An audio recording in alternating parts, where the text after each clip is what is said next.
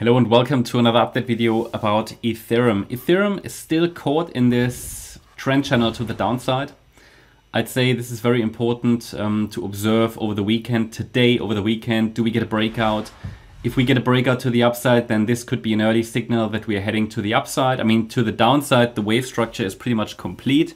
That doesn't mean that the correction is over. It just means that we have to be mindful that at any point now, the price could turn around. That's getting even more likely if we complete really a wave structure to the downside. If it's full, I mean, the price can always turn around, right? But if we see a completed structure to the downside, yeah, be aware that a turnaround can happen at any point. At the moment, until I see a break above resistance, it would look better with one more low. Also, Bitcoin looks a bit incomplete to the downside, so we're going to talk about that. Looking at the bigger picture, the idea is that the market could form one more high from here in this wave 5. It would be an ABC structure because we're dealing with a diagonal pattern here. But there is currently no sign that this wave 5 has started, which could then lead to a test of the March highs, for example. The idea is that from the 13th of April low, we've seen a wave 1 to the upside, a wave 2 to the downside, a third wave rally, which topped around the 23rd of May, fourth wave pullback, so that's currently unfolding, and then one more high could happen. That's the yellow count, of which the blue count is just another variation. But what really matters is the $3,208 level. Any break below that level would make me favor the white count. So there are two wave counts, one bullish, one bearish, but even the bearish one is actually bullish, it's just short-term bearish. And in the white count, we would see most likely a test of the area around 2,800. So those swing lows that happened here before, in April, and then here in May, we had those swing lows. We could get a test of those areas again if we get a break below 3,208, because that's the 61.8 retracement of the third wave rally to the upside. Very important in such a diagonal to understand that this is, let's say, this is a level where probabilities start to shift towards a deeper wave 4 of a larger degree, that we never finished this pullback, this correction on the 13th of April. In addition to that, I'm watching a couple of other things. So first of all, we have this larger corrective price channel. So we can actually extend that a bit. So this is something to watch. So the price might actually test this trend line, the dotted line, which is currently positioned around the 50% retracement at $3,337.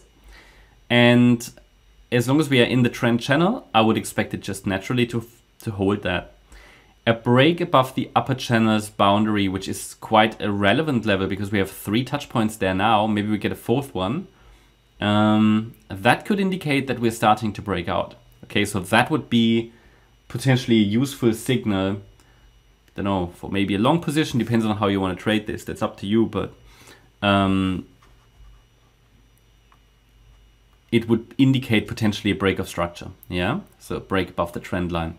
Now, in addition to that, what would even be a stronger sign of a break of structure would be a break above Fibonacci resistance, which is defined currently between $3,510 and $3,603. As long as we're holding below that 78.6 retracement, one more low in wave C of 5 in blue, so it basically would be wave 5 of Y of 4, like that, is likely. And at the moment, what I find the most likely path, especially as long as we stay below the trend line and below resistance, would be one more low, to see if we can test the 50% fib level, and then ideally a reversal from there. At least the potential is there.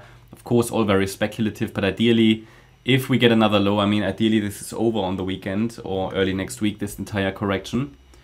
But again, until we see a first 5-wave move up, which would involve a break above resistance, followed by a 3-wave pullback, I don't have anything solid to give you in terms of confirming that a low is in. Actually, even the yellow count, I mean, it made a slightly lower low. The yellow count, it just indicates that the low could be in, right? But there's just no evidence for that at this stage. So This is an area where I'm watching for a reversal. We're now deep in the support zone, but below 3,208, it would open the door for a much deeper pullback, stronger correction into the lower support region. So be prepared for that as well until we get some kind of a reaction, some kind of a break above resistance. We're still caught in this downward sloping channel, but you can use the lines as maybe an early signal of a breakout. And then of course we've got the larger channel here as well. So further breakout signal, a move above the upper boundary line. Yeah, but that means today, unless we get really a nice break above resistance, forecast would be for lower. It could just spend the day grinding sideways, you know. At least the parameters are clear.